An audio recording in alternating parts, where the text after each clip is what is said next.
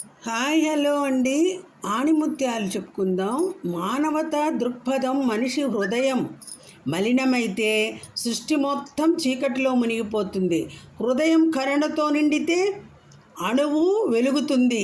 ఇతరులను రక్షించడం అనేది మన ఆత్మను రక్షించుకోవడం. ప్రపంచాన్ని మార్చే శక్తి చిన్న సహాయంలోనే ఉంటుంది. ఆర్థిక నిర్వహణ గురించి చూద్దాం. ధనాన్ని సంపాదించడం కంటే దాన్ని నిలుపుకోవడం గొప్ప సాధన. ₹1 సరిగా వాడితే ₹100 విలువ ఇస్తుంది. తొందరలో సంపాదించిందే తొందరలో కరిగిపోతుంది. సహనం, ప్రణాళిక, నియంత్రణ ఇవే నిజమైన సంపద.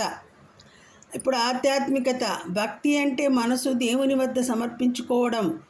దేవుడు ఆలయంలో కాదు, మన ఆత్మలోనే నివసిస్తాడు. ఒక శ్వాసలోనే ఆయనను అనుభూతి చెందవచ్చు. నిశ్శబ్దంలోనే దైవస్వరూపం ప్రతిధ్వనిస్తుంది. జీవన పాఠం గురించి చూద్దాం. జీవితం కష్టాల కట్టెలతో కాల్చిన అగ్ని ప్రమాదం లాంటిది. ఆ అగ్నిలో నుంచి వెలువడేది స్వర్ణమై ఉంటుంది. విఫలాలు మన శక్తిని కరిగించవు, శుద్ధి చేస్తాయి.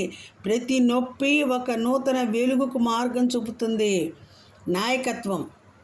నాయకుడు ముందుండి ఆదేశించేవాడు కాదు, వెనక నుండి నడిపించేవాడు.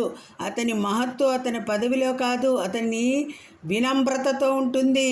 సైన్యం లేకపోయినా ధైర్యంతో నడిపించేవాడే నిజమైన నాయకుడు.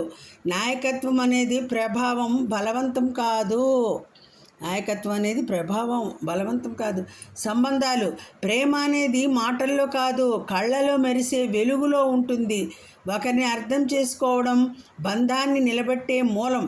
మనం ఇచ్చేది సమయం, శ్రద్ధ, సహనం. ఇవే నిజమైన బహుమతులు. సంబంధాలు గోడలు కాదు, వంతెనలు కావాలి.